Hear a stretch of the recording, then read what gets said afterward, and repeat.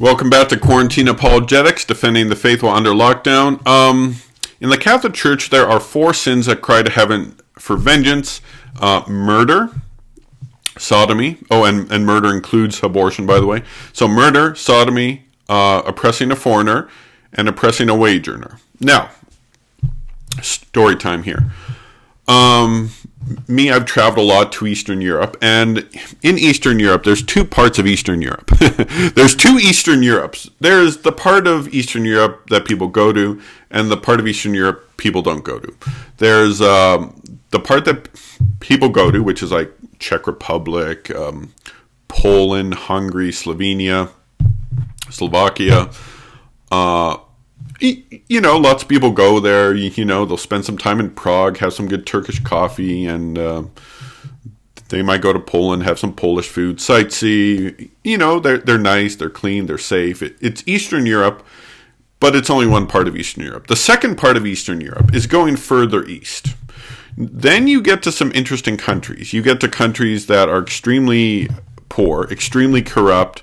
There's military conflicts, civil wars. The life expectancy is probably about 20 years less. No one speaks English. Things are super cheap. You can buy like vodka in for like $1. A 2.6 of vodka for $1. So I'm talking about Romania, Ukraine, Moldova, Belarus, the Baltic states. The Baltic states being Estonia, Lithuania, and Latvia. This is the part of Eastern Europe no one goes. You stay out of here if possible. Just go have some Turkish coffee in Prague. Have some nice Turkish coffee in Prague. But yeah, like I said, there's Turkish coffee in Prague. Then there's 1,000 kilometers east of Prague. That's a whole new ball game there. So anyway, it's best to stay out of that part of Eastern Europe. Of course, I've been there. and I'm going to tell you a story about what happened to my family and I there. I'm there with my parents. In the summer of 2018, I'm there with my parents. We're visiting family there, and we're seeing some of the places our ancestors are from. So we're currently in Odessa, Ukraine, which is a Russian-speaking city on the Black Sea, and we wanted to go to Lviv, which is the capital of. Sorry, it's not the capital, but it's the largest city in Western Ukraine. So the quickest way to go there is through Moldova. So we thought we'd go from Odessa, spend the night in Chisinau, capital Moldova, and then go to Lviv the next day. So we wake up in the morning, we leave Odessa, we get to the border, and we cross the border. And if you go to Europe and you rent a car, you got to buy a vignette. A vignette is like a thing to allow you to use the roads. If they pull you over and you don't have a vignette, you have to pay a fine. So we cross the border, we ask, where can we buy a vignette? And then the soldier at the border says, oh no, you don't need a vignette in... You only need a vignette in Moldova. This is Transnistria.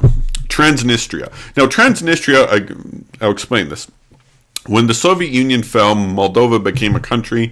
Moldova is half Russian-speaking, half Romanian-speaking. The Romanians gained power, and the Russian people didn't like that, so they hired 700 Russian mercenaries and used them to fight Moldova and carve out a new state for them, Transnistria, which is there to this day. And it's its own autonomous country, although it's not recognized by hardly anyone. And so we enter this country, this sketchy place. And we were pretty concerned. We had a bad feeling. We wanted to get out of there as quick as possible, get to Chisinau. So we don't stop. We didn't stop at any towns. I think we stopped at an abandoned gas station. I had to use the bathroom. And about half an hour later, we get to the border. It's a very thin country from east to west. So we get to the border. There's soldiers at the border.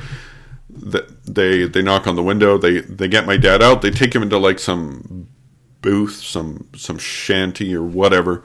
And so he's in there for about 45 minutes, an hour. And then he finally comes out. And then he says to, and then my mom and I are like, well, what happened, And then he's like, I'll tell you once we're out of the country. So the thing comes up, we drive across the river, and then we stop for a bit, and he explains what happened. Well, what happened was they take him into a room, and the guy in the room, the soldier, he didn't speak a word of English. He just spoke Russian into his phone, and his app translated and showed it to my dad. My dad doesn't speak Russian, which made the situation even worse. I studied Russian for 5 years. If I was there, I could have helped him out. But so they tell him through the phone, oh, you don't have a vignette. You have to pay 100 euros fine.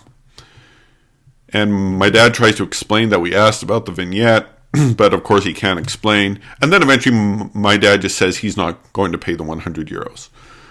And so the border guy starts to panic a bit. So he says, I